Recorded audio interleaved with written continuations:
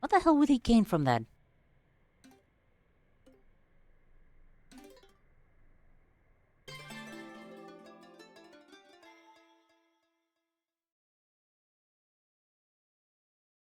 Like, that would only sully his reputation even more. Like, would people really not make the connection that that the person he's asking them to target are the same people? Ugh, god damn it.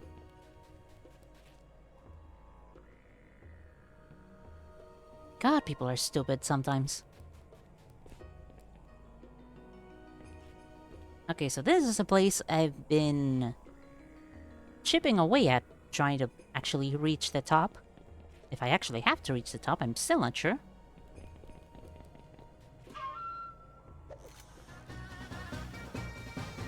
I also want to, like, show a whole bunch of other areas that I did visit, and I'm,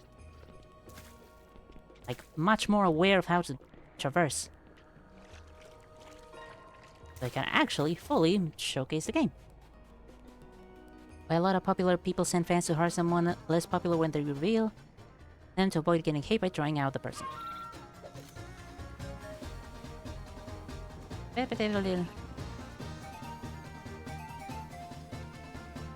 It's temporary though. Very temporary. Probably very short-lived. Because after that, then won't they like double up and expose that, hey, they are double as shady now. Because they send people to harass me. I mean, maybe sometimes people might just stay quiet out of fear. Like, wouldn't more people actually, like, try and go on and talk about it?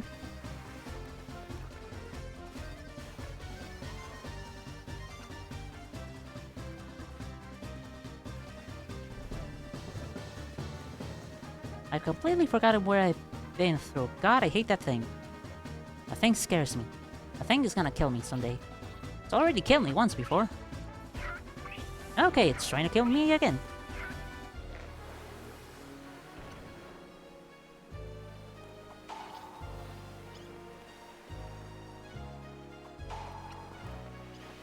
Okay, there we go. Whenever you see a bright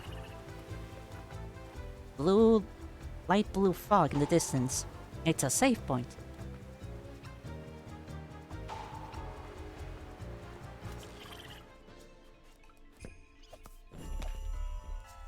A weirdly fleshy save point. So I think I've already fully cleared out this area, but I still want to showcase the cool things. Like enemies. The game has enemies. Whee! These little flowers that carry your momentum.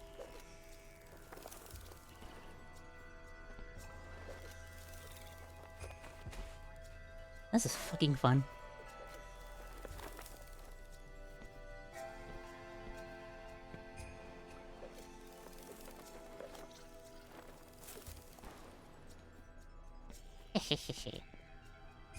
Takes years to figure out, and sometimes it takes less than a day. It just depends on who's looking and how smart the fans are. Ah.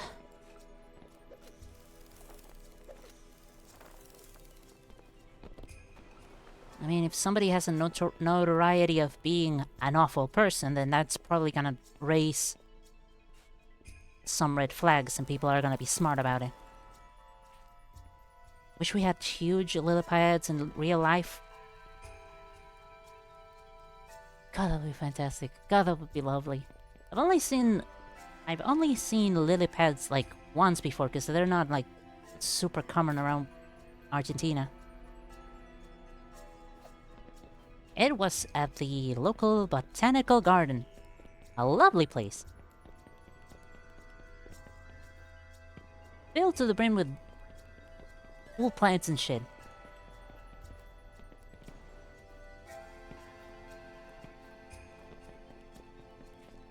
Oh my god, I completely forgot. A cool thing I figured out. Watch Tackle's arm as he runs. He swings it back and forth. Now, when you crouch, huh? Crouch, slide, jump, his arm is extended to his side, meaning he's running much faster. Doing a crouch, slide, jump gives you a small speed boost. That is cool as hell, I think. Whee! Whee! Keeping your momentum.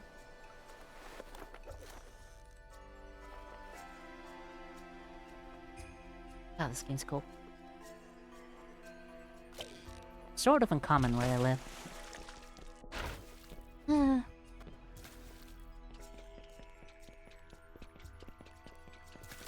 It's nice to have like a botanical garden where you can actually like see the more rare types of plants.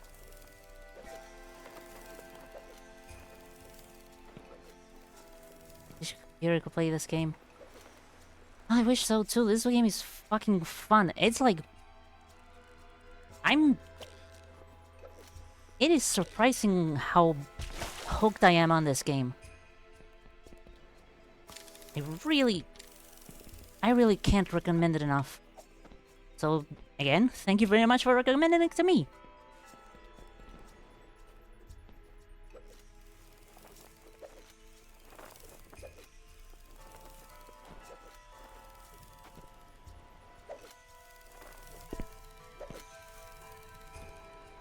And jump and hook. Try and angle yourself better. And a sink. I got wall running. Ah, I missed.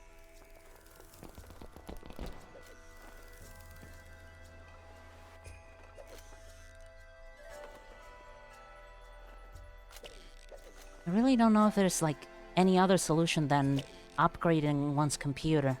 It kinda sucks. Like, I had a laptop that could not for the life of itself actually run Isaac. It took me like a whole bunch of years to actually get my current computer where I can actually play more taxing games like that. Outlet paths are uncommon where I live. It's more so pond for them to stay in ours since they drive most out to build. So you have to look for a pond first.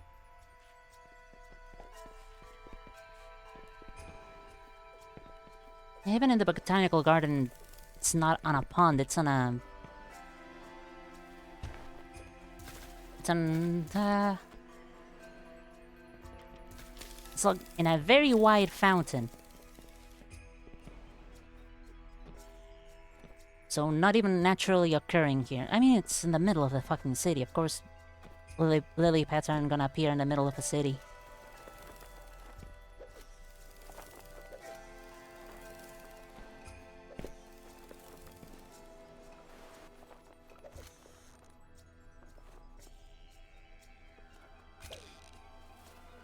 What?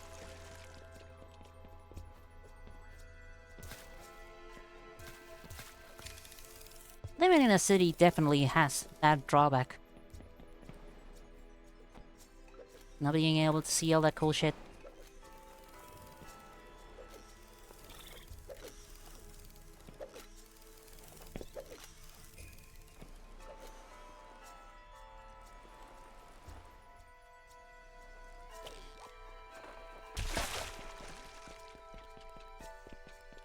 Not even frustrating when you fail at this game. Just keep trying because you know you can do it. And it's fun to try.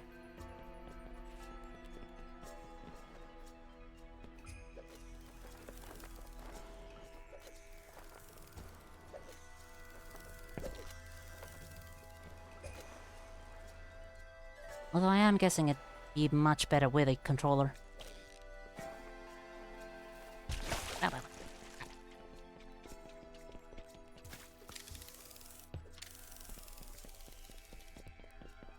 God, Chapter 8 of Worm really felt like it lasted forever. It was taxing to read through. It was fun as hell, but it was nerve-wracking. Like, you really didn't know what else could go wrong.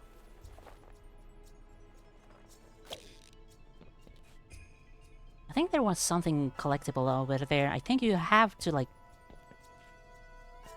get enough speed, wall run, and then grab onto the weird eye thingy. Speaking of wall run.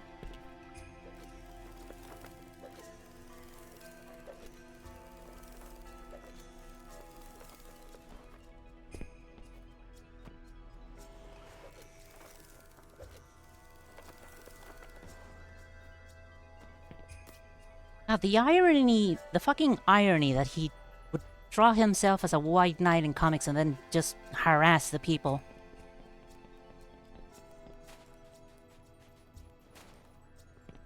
Guy really doesn't have like a iota of self-awareness, huh?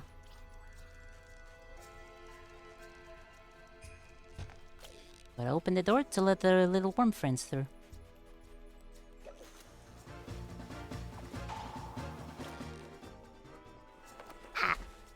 It's a tight jump, but if you get enough speed boost, you can get on top of that tower and you get like 15 coins. Cool as hell.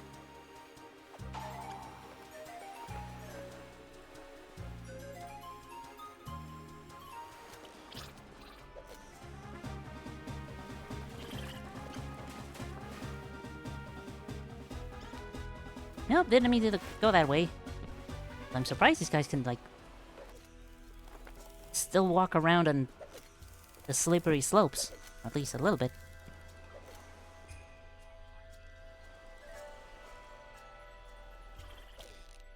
No, that's not gonna cut it. What?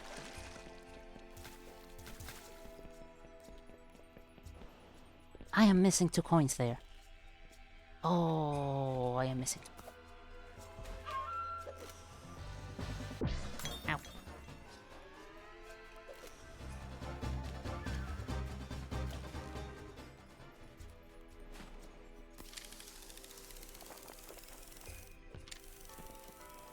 The fishing rods are really nice. Cutting down on the repeated backtracking and stuff. And yeah. There you are. Oh, it's 3 coins, not just 2. Nice. Back.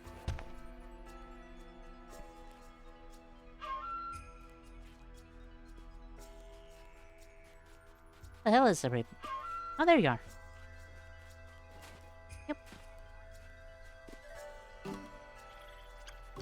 Poor Rod. Left briefly to get a Pop-Tart. What flavor? This is a very important question.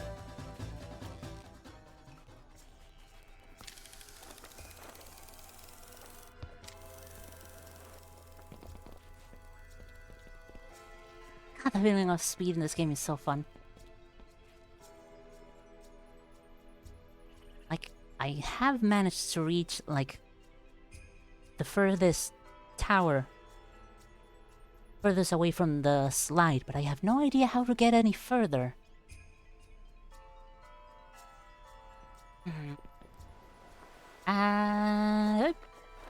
Nope, okay.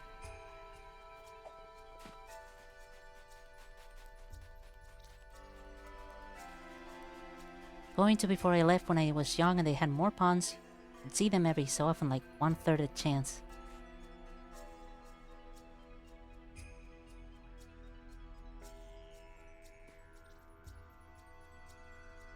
I don't want to visit ponds. I wish there were any body of water as big as that near where I live. Also s'mores. Nice. Nice, nice, nice.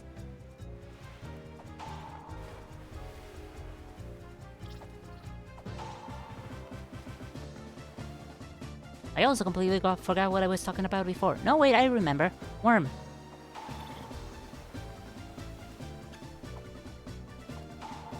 Chapter 8, Part 3 felt like it lasted for fucking ever. God, it was nerve-wracking.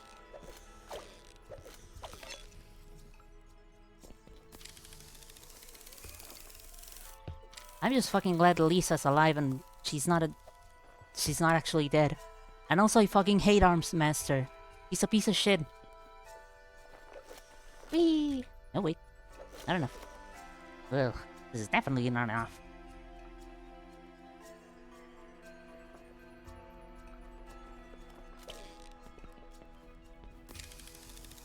We all hate Arms Masters. With good reason. Good lord. I'm not gonna make it. I also feel sorry for Bitch. God. Yeah. Brutus the good boy died. Rest in peace, Brutus the good boy. And Judas. Judas was also a really good boy.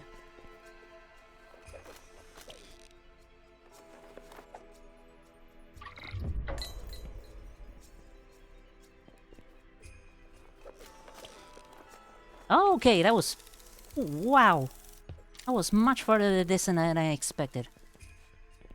Yeah, you can definitely, totally get on top of this tower, and that's cool as hell.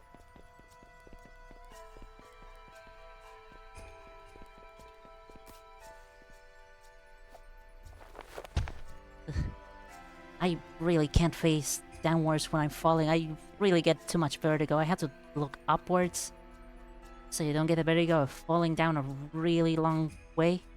Also, I didn't notice that hook. I could have used that one. I feel like she lost family considering how much she loved those dogs. Yeah.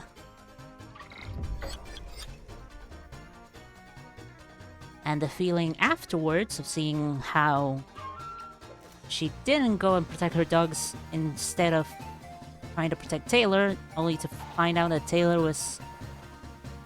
Not entirely, but at that point, they only know that she was gonna double-cross them. Well, definitely was fucking crushing.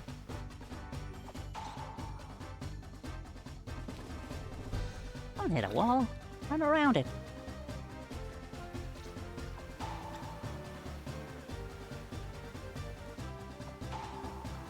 Still, fucking Lisa. Telltale, how she managed the whole fucking deal. Ooh, okay, that's a cliff. And that's a bridge.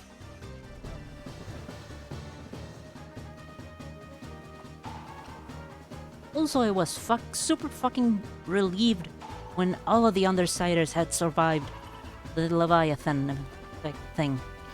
I was super fucking happy when I heard Gru was behind her, and then also Regent was there, and then Tattletale was there, and Bitch was there. God, I was so fucking happy. Also, I hate these things. I hate these things that try to kill me. Okay, you're predicting where I'm going, and that's bad.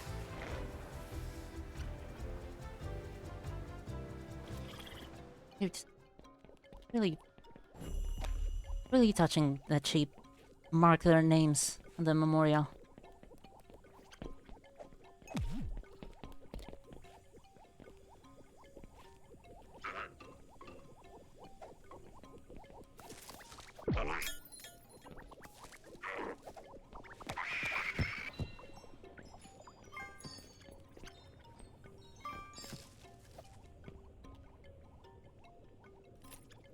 I think they revealed everybody in that arc.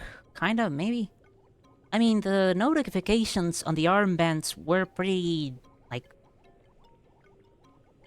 were pretty informative. We know that Kaiser died, we know that Menja, one of the weird twins that could grow 1,000,000 feet tall. I know one of them died. Aegis died. Don't really know how he died exactly, because he was supposed to be, able to recover from most forms of damage.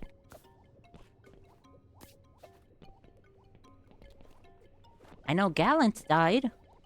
The other really strong guy from the wards. At least another 2 members of the...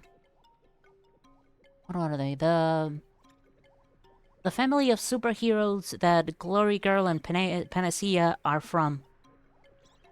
I know at least 3 members of their family died.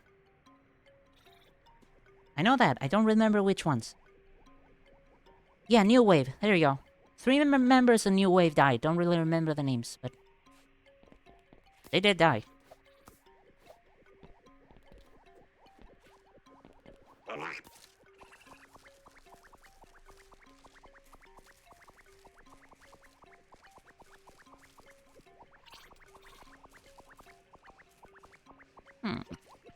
I say.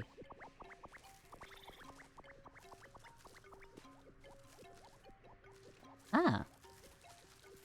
Here we go. Other than that, I don't remember anybody, like... anybody else important. Or, well, named, at least.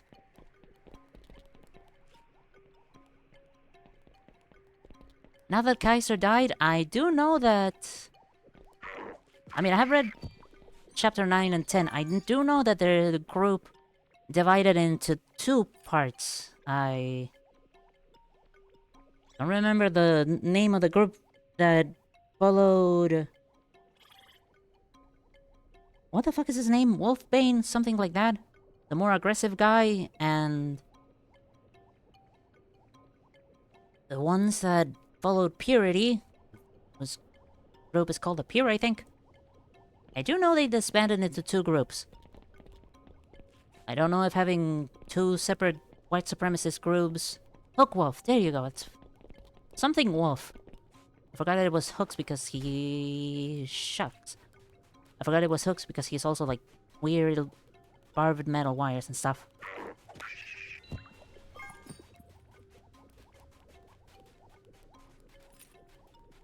I don't know if having 2 white supremacist groups instead of 1 is good, but at least they're less coordinated. One is extraordinarily more aggressive than the other. They're probably gonna burn themselves out sooner. Due to their recklessness, but...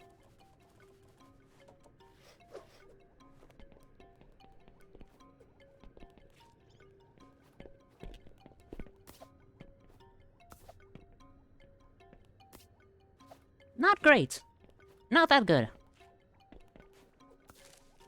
But I really, really like the intermission in Chapter 8 where we saw more about Lisa. It's really cool actually, like, figuring out how her powers work. Getting a better understanding of them. It's really nice, actually.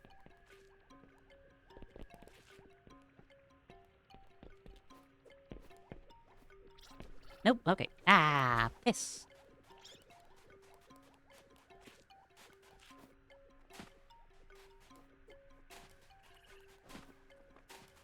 Surprised about during Arc 8 was honestly Taylor not having more of a freakout after not being able to move her body. I'm going to say the pain.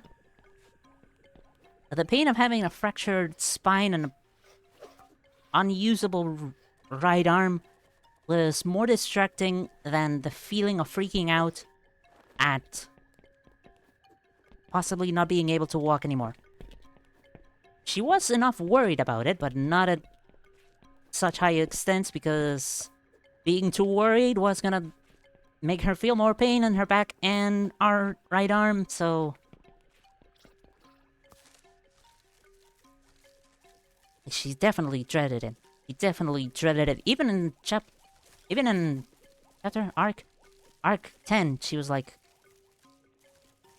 she notes that she is scared of helplessness.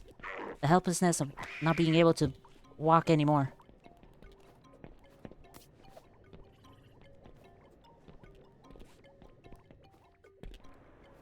That was not the right move. Hot dog.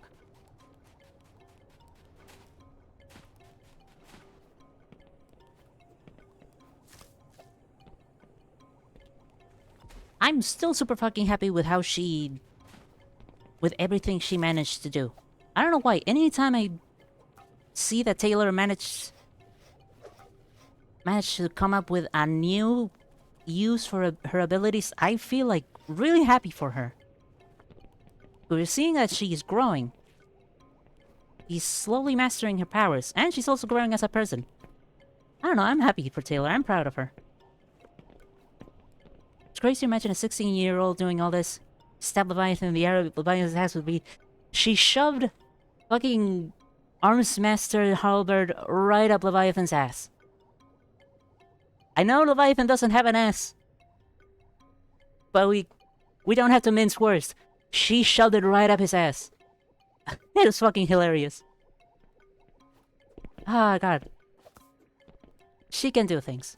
She can do fantastic, strongest fucking things.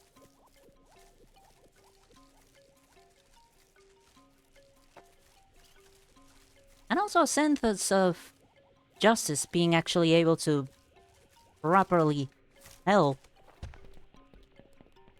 her teacher when he would not. Proving that she is better than those people. Which is proving to be something that she really strives to accomplish. So I'm really happy for her.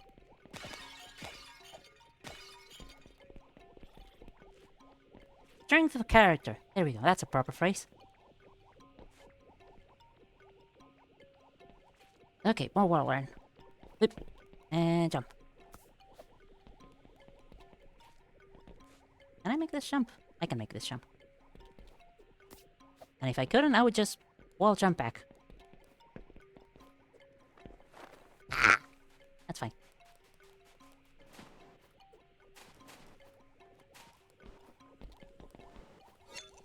Oh, thank you. Fuck.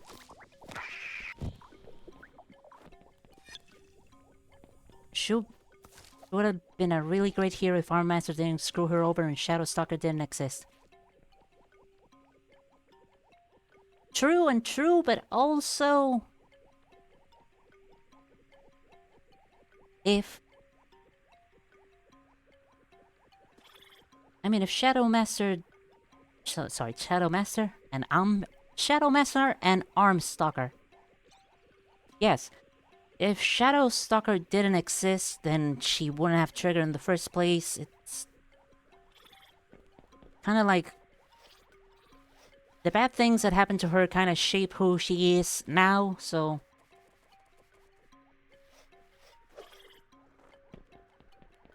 it's kind of hard.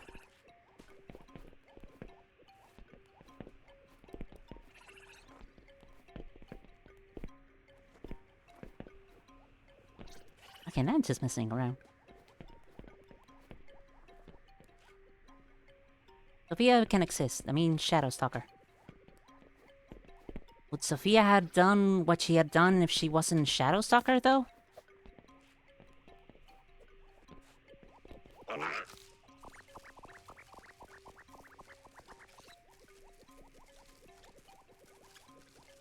Or hell, maybe if she just wasn't in the wards. With the wards. Maybe then she could have managed to stick around there.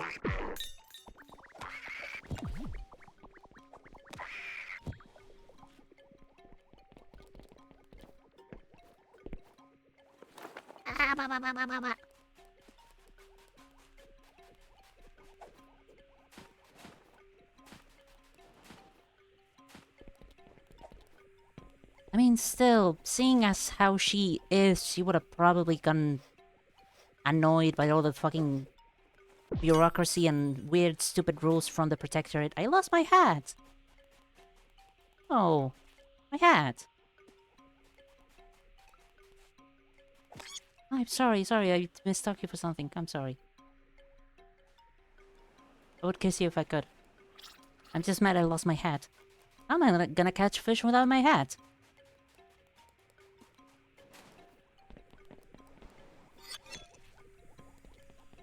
Thank you very much, Kurobsi.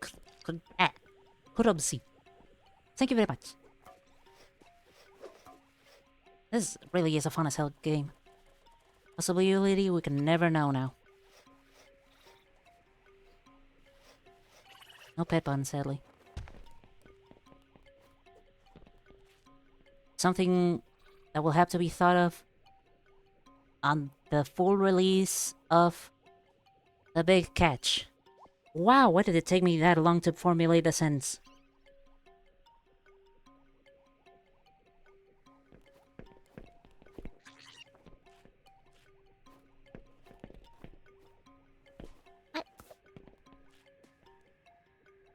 What happened in Arc 10? Arc 10 started right as Arc 9 ended, which was when the Undersiders captured Shadowstalker. There we go. I still have trouble with names. So, having captured Shadowstalker, they set up their plan in motion. Plan that was set up by Coil, obviously. That is to have Regent fully control Sophia.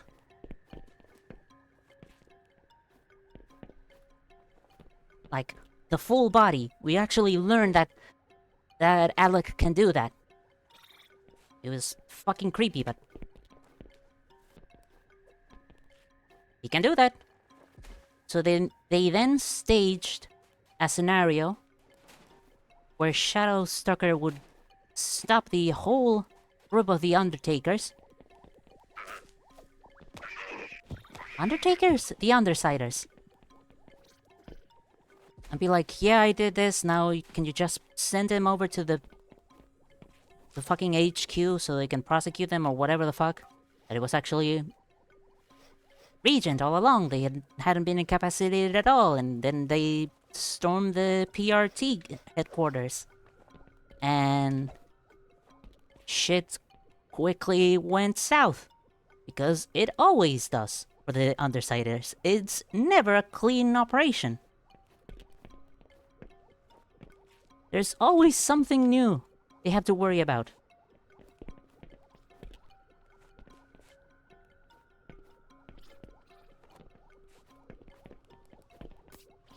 Okay, there we go.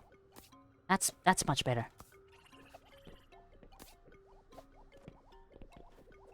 I can imagine all the Undersiders' powers are fear-related.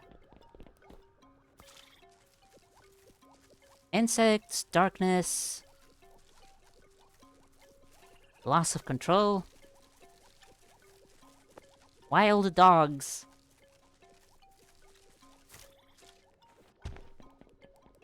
and general insecurities. I don't really know where Imp would fall into this.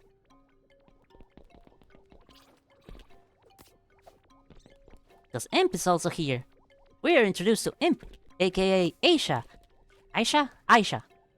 Who were already introduced, but now we are formally introducing her as a member of the team. Much to the chagrin of a couple of members, but Imp is here. Yep. It's like she's never there, but she is actually there, but it feels like she's not actually there. And you have to, like, try and concentrate that she's actually there, but if you actually try and concentrate, you're kind of like... doesn't really work, and it's... Fear of the unknown works. Okay, I could see it like that.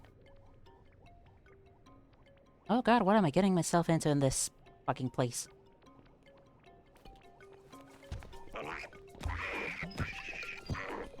I didn't even know there's fish in here.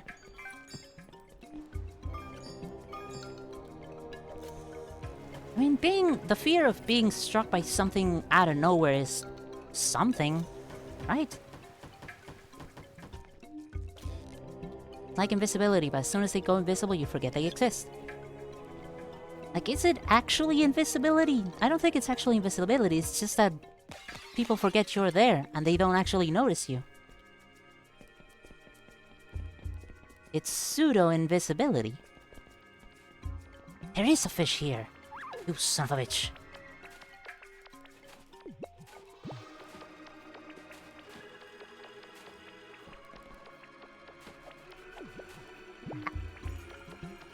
Oh my god, that's tar. That's actually tar. Okay.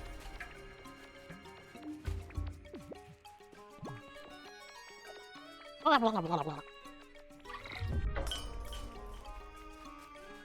my god, how did you get in here? She's not invisible, it's the closest thing to approximate to. It is fun as hell. Also, we are talking about Worm, a web serial. It's a big-ass fucking novel, and it is cool as hell. So thank you. Etc.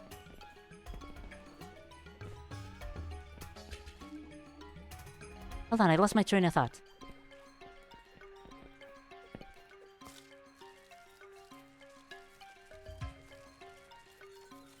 If I looked into it, it is a good read. It is definitely a good read.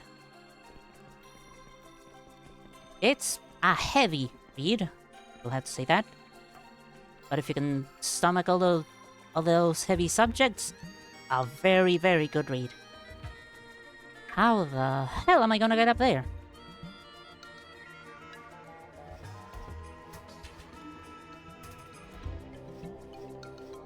I gotta wonder, does Imp normally use a fire axe, or did she just grab it out of somewhere? Because if she did, if that is her normal, regular, day-to-day weapon, then props to her. I really like the shape of fire axes. Mainly because I'm a fucking TF2 pyro main, but whatever. Ah, this is gonna be a hard jump. Is this actually what it... Yeah, it's what I actually need to do.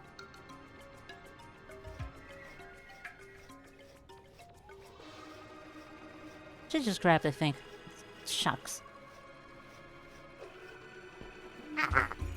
That's fine. I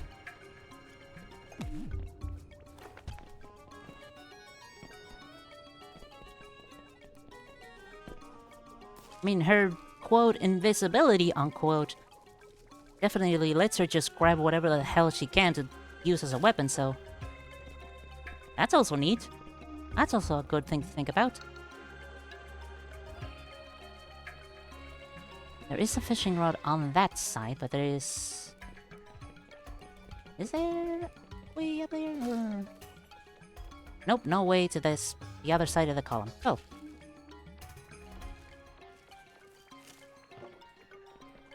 She could use anything as an improvised weapon since nobody can notice her. A fire axe, a fire hydrant, a whole steel chair.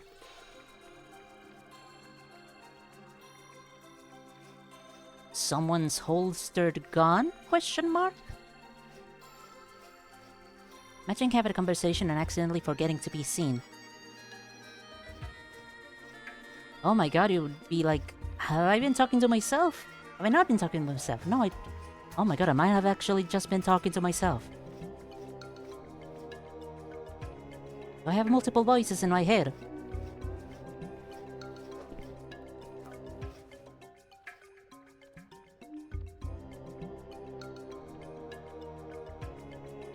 Okay, I think I know what to do.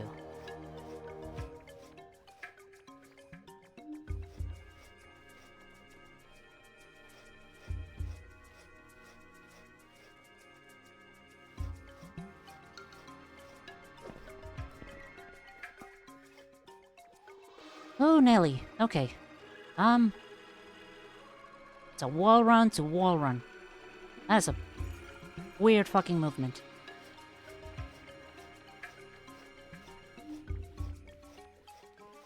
Also, the interlude with Regent controlling Shadow Stalker's body. That was one. Okay, maybe, I don't know if I have multiple points, but it was really interesting actually, well, having the POV of Alec. Like any interlude with the POV of any of the other underside is gonna be really fucking cool to me. Like, we actually get to understand... Curses.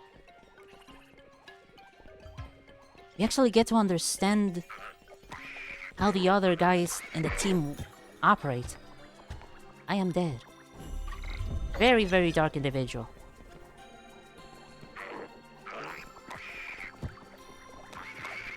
From what we've gathered, his father may have been a bit darker. I forgot that star.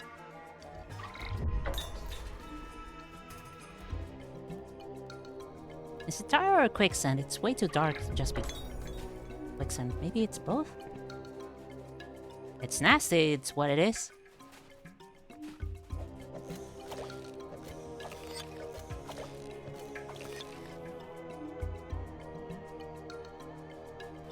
I don't know what those roots are, but they are very crunchy. Lucy?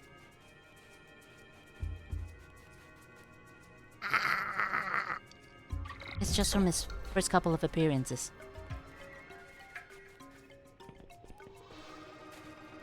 He keeps to himself a lot. He doesn't talk about his past. Just know what he can do.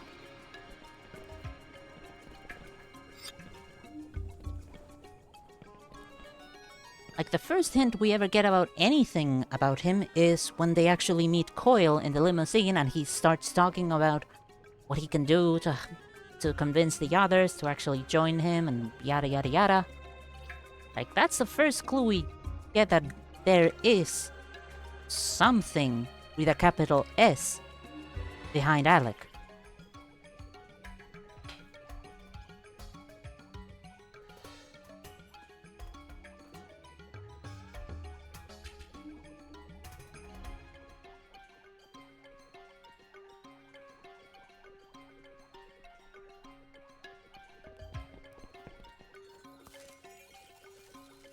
It's definitely really interesting to find what ranges of emotions he has, or lack thereof.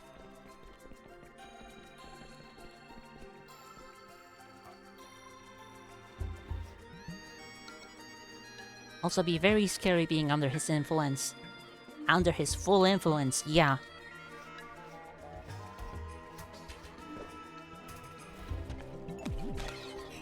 Shadowstalker being a very good example of it. He can absolutely fuck over your entire life that way. Given he actually has a motive for it. Don't know how I feel about going to that extent with Sophia. I mean, she definitely deserves it. She definitely deserves some... Karma was bound to hit her in the fucking head at some point, but...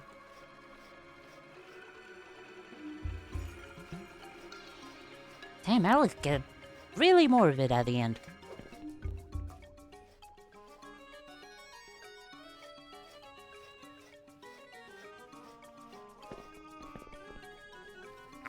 Okay, don't jump there.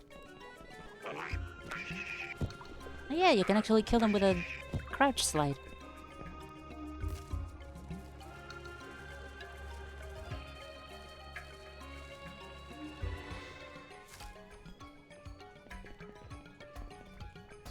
Now the question is Sophia actually gonna stick around or actually leave town?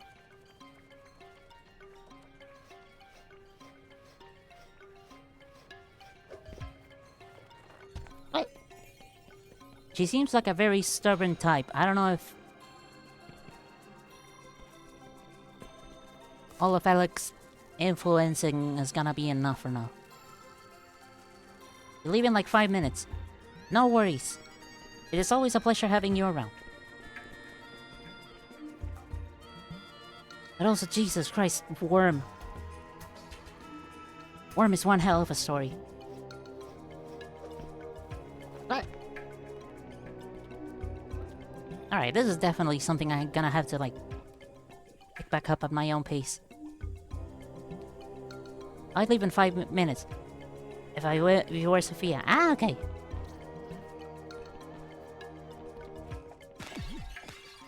But I don't know if Sophia thinks as you.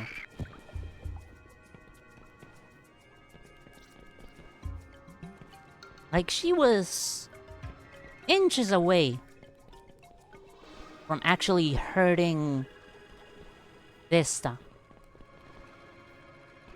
Vista, a 13-year-old.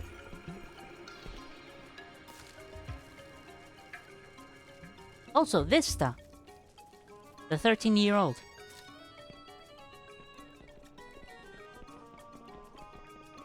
I kind of feel bad at how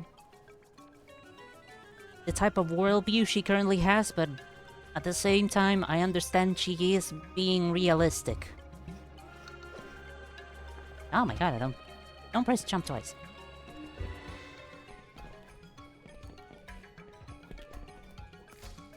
Still, it fucking sucks. I mean to live like that, knowing that one day or another you might just fucking die because you got in a wrong type of situation.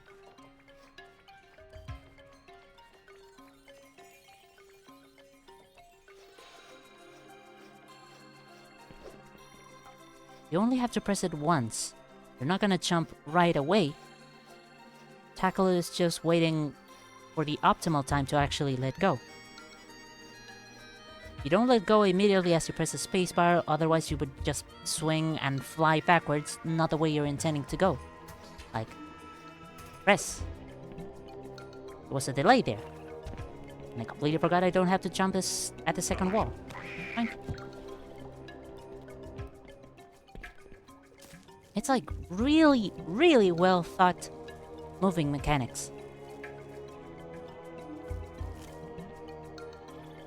Crazy 13-year-old is putting themselves in danger and fighting. She's probably not even the youngest. Not in the whole protectorate business, I suppose. As in, not just the words of Rockton Bay, I mean the entire world. Yeah, probably.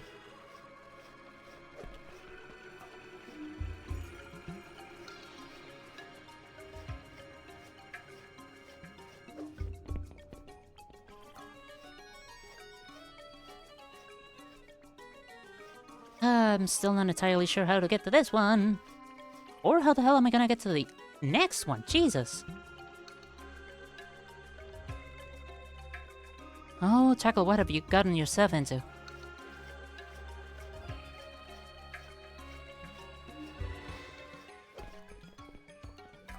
I can stick to the wall I'm running. I did not notice the other.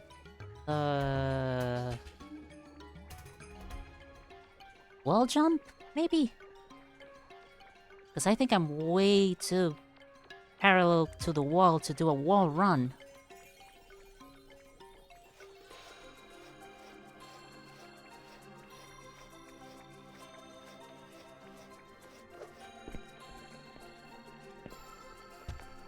Okay, I can actually do it. I hesitated, but I can actually do it.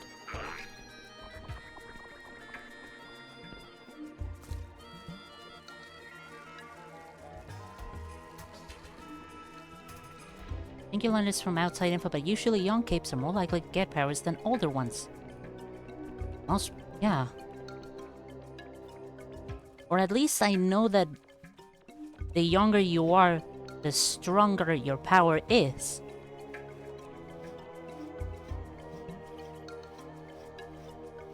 I mean, young people, not capes.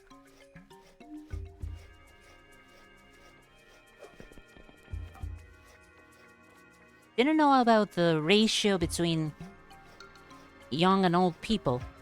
I do know that young people's powers tend to be stronger. Probably because the trauma left such a bigger scar in them at an impressionable age when they are younger.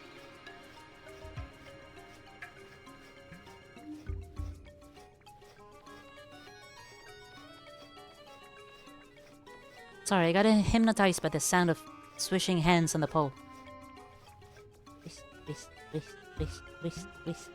Twist.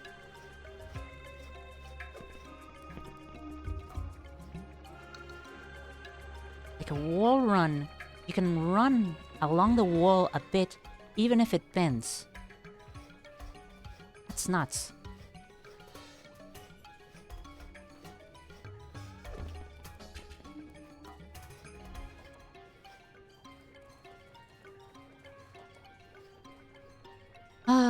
There's 1, 2, 3 more poles to go.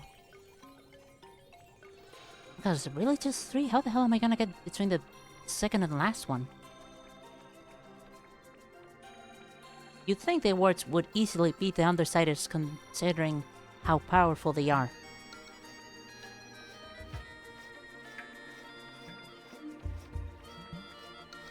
The Undersiders always have the element of surprise. The wards aren't expecting the Undersiders. They know what they do, they know their MO. They don't really know what they're trying to do. So whenever they show up and surprise them, the Undersiders have the element of surprise, they have that advantage. And they actually can prepare beforehand against all of them. To an extent. Of course, Clock Blocker is always a fucking danger in those fights. I mean, I say they can prepare, but the two or three times they fought against the wards, there were surprise elements in there that they weren't expecting. They did manage to adapt, but not by that much. Okay, this is gonna require a wall run, then jump. Don't jump on the second wall. You're just gonna jump away from the bar. Okay. 2, 3, go. And I jumped anyways because I panicked.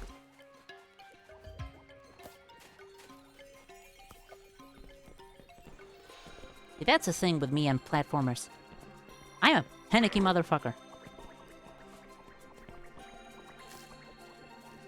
I also did surprise the Undersiders themselves the first time we see them fight. Remember the armor switch? I do remember the armor switch. It was a really wild and really good strategy. But that's because they had the time. They knew that the Undersiders were at the bank, so... I mean, maybe not the They didn't prepare for the Undersiders themselves exactly. They prepared for a fight. So the old armor switcheroo was a really good tactic. I mean, one of the fights in Chapter 9, they did like a call-out between each other to like reference different tactics. They're definitely a well-coordinated team like that. And not enough. Okay, it is an hour and 30 into the stream, and from my usual 3 hours, I need to cut this one down. And switch to the third game. Oh god, my neck.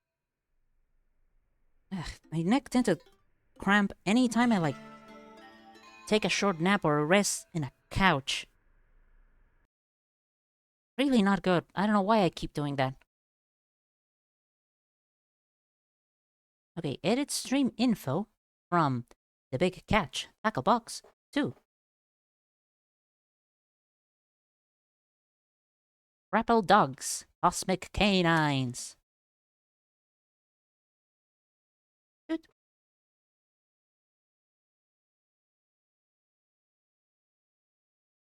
You know what they need? A thinker to help them get info. They need their own tattletale.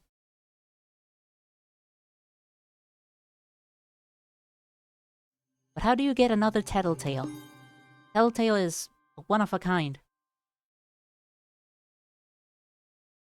Tattletale is slowly becoming one of my favorites.